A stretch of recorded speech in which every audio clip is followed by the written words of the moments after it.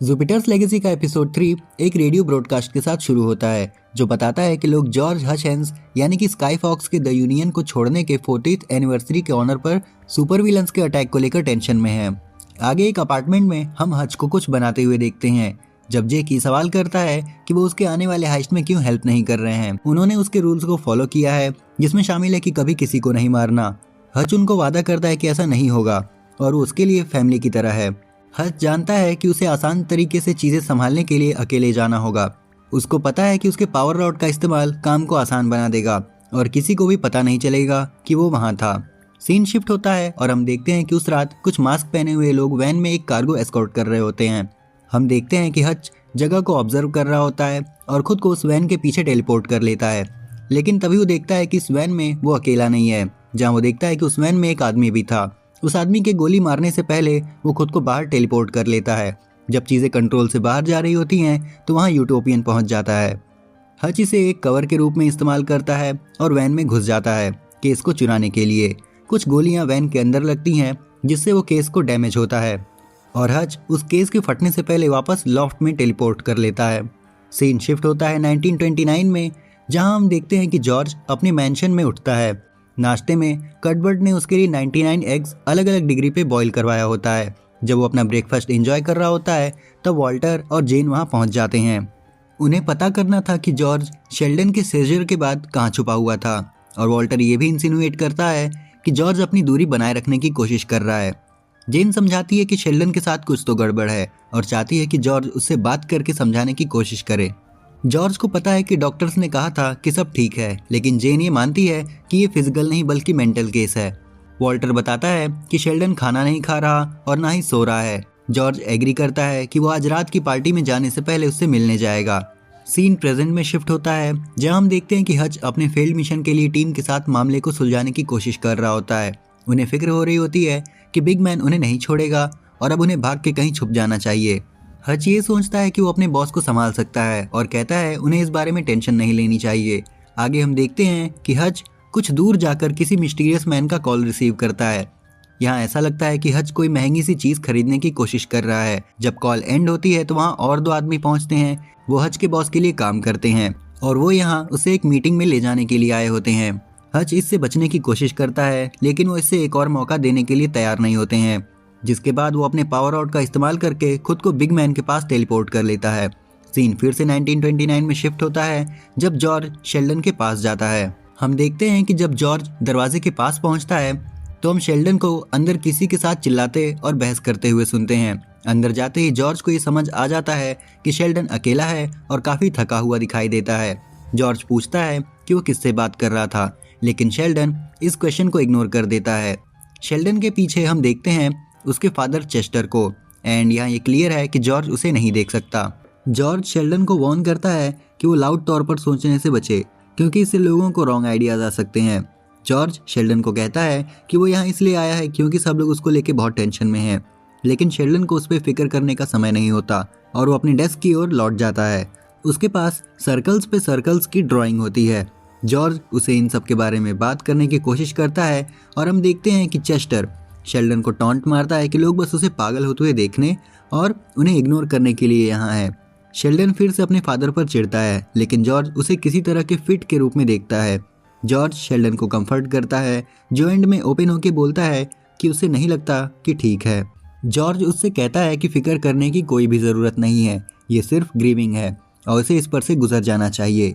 George Sheldon को इससे बाहर निकलने में मदद करने की कोशिश करता है लेकिन शेल्डन को ये बात समझने में मुश्किल होती है कि चेस्टर उसके सामने से कूद गया। आगे जॉर्ज शेल्डन से खुलकर बात करता है कि कैसे फीवर की वजह से उसके मदर की डेथ हो गई।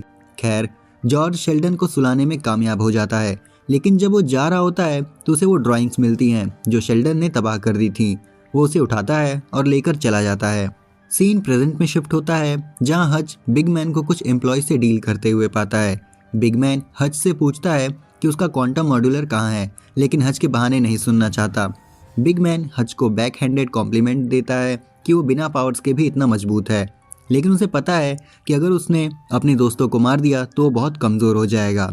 बिग मैन उसे एक दूसरी जॉब देकर अपना फेलियर को दूर करने का मौका देता है। हच अपार्टमेंट में टेलीपोर्ट होता है जहां वो गैबी और जेसिंडा के बीच के इंटीमेट मोमेंट को तोड़ देता है। हच उन्हें बिग मैन से मीटिंग और अपनी गलतियों की भरपाई करने को मिले लास्ट चांस के बारे में बताता है। उन्हें टेंशन है कि ये केस उन्हें मुश्किल में डाल देगा क्योंकि वो 2 बड़े माफिया ग्रुप्स के खिलाफ जाने वाले हैं। हच उन्हें हेल्प के लिए मना तो लेता है, लेकिन सिर्फ तभी जब वो जैक को अपनी तरफ कर सके ताकि वो उसकी वैन यूज कर सके। हच जैक को ढूंढता है जो उस काम से कुछ लेना देना नहीं चाहता था। हच उसे ये कहकर चक्कर में डाल देता है कि लड़कियां सिर्फ तभी शामिल होंगी अगर वो टीम का हिस्सा बनेगा, जो इवेंचुअली जैक को जीत लेता है। हच उससे बताता है कि ये बस एक सिंपल ग्रैब एंड गो का काम है।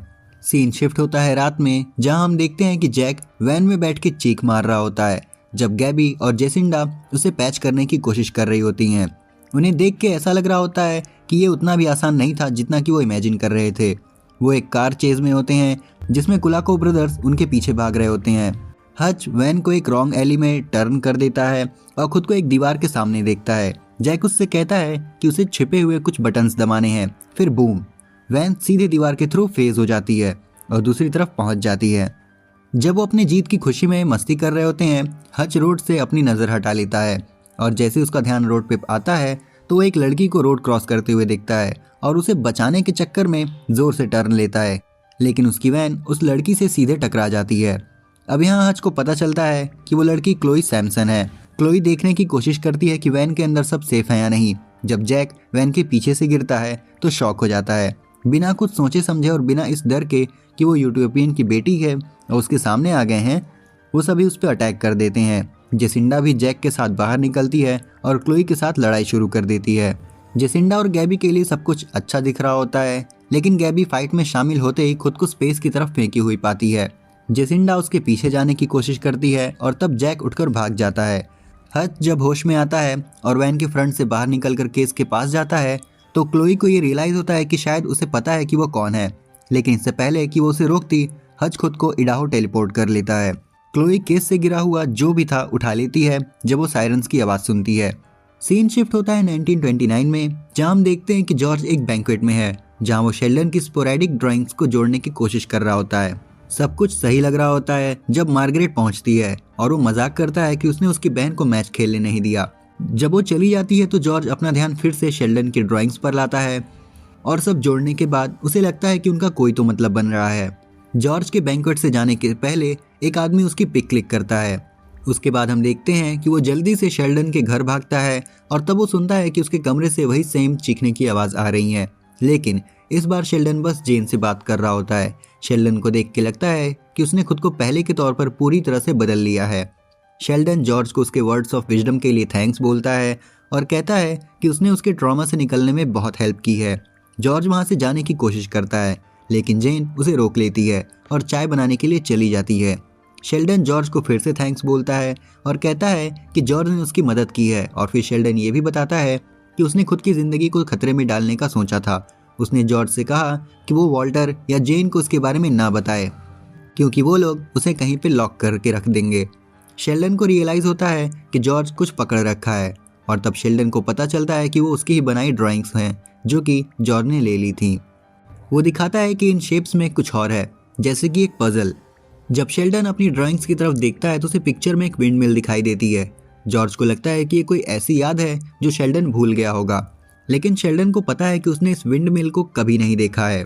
जब शेल्डन कागज़ को आग में डालने जाता है तो अपने फादर को फिर से देखता है और हेलुसिनेट होने लगता है और वही फ्लैशेस देखता है जो उसे पहले दिखाई देती है, लेकिन इस बार शेल्डन को फार्म का एक क्लियर शॉट दिखाई देता है। जब जॉर्ज डॉक्टर को बुलाने की कोशिश करता है तब शेल्डन उठकर इधर उधर चलने लगता है और जब जॉर्ज उसकी तरफ देखता है तो शेल्डन वहाँ से गायब हो चुका था। सीन शिफ्ट होता है और हम देखते हैं कि वॉल्टर और जॉर्ज उसकी ड्राइंग्स और थ्योरीज को शेल्डन के साथ शेयर करने पर बहस करते हैं। वॉल्टर उससे कहता है कि वो हमेशा सच्चाई को फ्लावर्स एंड सनशाइन के पीछे छुपाने की कोशिश करता है और उसे पता है कि जॉर्ज ने अपने सारे पैसे खो दिए हैं। वॉल्टर उस पर इल्ज़ाम लगाता है कि वो खुद को हर चीज़ का सेंटर बनाने लगता है और सच्चाई ये है कि शेल्डन ने अपना दिमाग खो दिया है। जेन उन दोनों की बातों को सुन लेती है और जब वॉल्टर माफ़ी मांगने की कोशिश करता है तो एडमिट करती है कि उसे सच्चाई पहले से पता है। दोनों को उसे ढूंढने में कामयाबी नहीं मिलती और वॉल्टर अब पुलिस के पास जाने वाला है, जिससे सबको पता चल जाएगा कि शेल्डन पागल हो गया है। जॉर्ज जेन को बताने की कोशिश करता है कि उसका कोई इरादा नहीं था कि वो शेल्डन को नुकसान पहुंचाए, वो सबसे अच्छे दोस्त हैं, लेकिन जेन उसे ये पॉइंट आउट करती है कि वो अब यहाँ नहीं है और जॉर्ज को अकेला छोड़कर चली जाती है। सीन फिर से प्रेजेंट में शिफ्ट होता है, जहाँ हच एक बार में अकेला बैठा होता है और अपने चोट को देख रहा होता है। जब लाइनस और केविन आते हैं, वो यहाँ हच को बिग मैन के पास ले जाने आए होते हैं, लेकिन हच इन सब से डील करने के मूड में नहीं होता है। He explains that they got the case but lost it to Chloe Samson. वो इस बात को बहुत फनी वे में लेते हैं, लेकिन इससे ये फैक्ट चेंज नहीं होता कि वो अपने मिशन में फेल हो गए हैं। वो उससे कहते हैं कि उसे उस बैग को क्लोई के पास से वापस लाना होगा, लेकिन हच उन्हें बताता है कि वो केस अब जा चुका है और उन्हें उसको भूल जाना चाहिए। लाइनस और केविन को पता है कि उन्हें तो कुछ नहीं होगा, लेकिन हच और उसके दोस्तों के लिए कुछ भी ठीक नहीं होगा। हच अपने पावर आउट के लिए हाथ बढ़ाने की कोशिश करता है, लेकिन केविन अपने टेंटिकल पावर का इस्तेमाल करके वो रॉड उससे पहले पकड़ लेता है। रॉड को अपने हाथ में ले लेने पर केविन एक स्मार्ट रिमार्क देता है, जिसपे हच अपने रॉड को कहता है कि वो खुद को एक शार्क से भरे हुए पानी में टेलीपोर्ट कर ले। और जब अपने रॉड को वापस बुलाता है तो हम देखते हैं कि वो सिर्फ केविन के टेंटिकल से लिपटा हुआ था, उसके अलावा कुछ नहीं। हच कहता है कि इससे कोई फर्क नहीं पड़ता कि पावर रॉड किसने पकड़ रखा है, और उसका पावर रॉड सिर्फ उसकी ही सुनता है। लाइनस हच से ये कहता है कि वो सिर्फ अपना काम कर रहे थे और अगर शॉट्स उनके कंट्रोल में होते तो इस बात को भूल जाते। जिसके बाद हम देखते हैं कि हच अपने पावर रॉड को बिग मैन के हार्ट में टेलीपोर्ट होने को बोलता है, और जब उसे वापस बुलाता है तो वो ब्लड से कवर्ड होता है।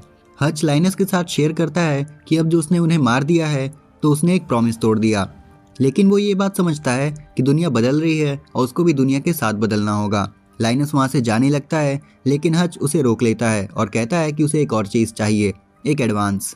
सीन शिफ्ट होता है, जहाँ हम देखते हैं कि एक सिटी में हच उस डीलर से मिलता है जिसके बारे में उसने एपिसोड की स्टार्टिंग में बोला था, और उसे पैसे दे देता है।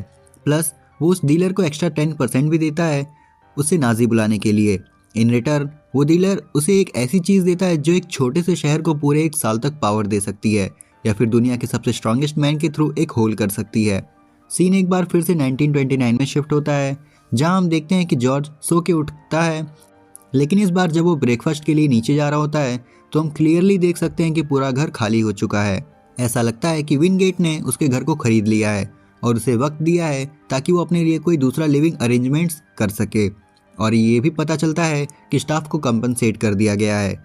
जब वो टेबल पर बैठता है तो कटबर्ड ने सिर्फ एक ही अंडा रखा होता है, जिसे उसने जॉर्ज के पिछले 1 साल के सिलेक्शन को देखते हुए चूज किया था। कटबर्ड उसे अकेला छोड़ देता है ताकि वो अपना फाइनल ब्रेकफास्ट घर में अकेले कर सके।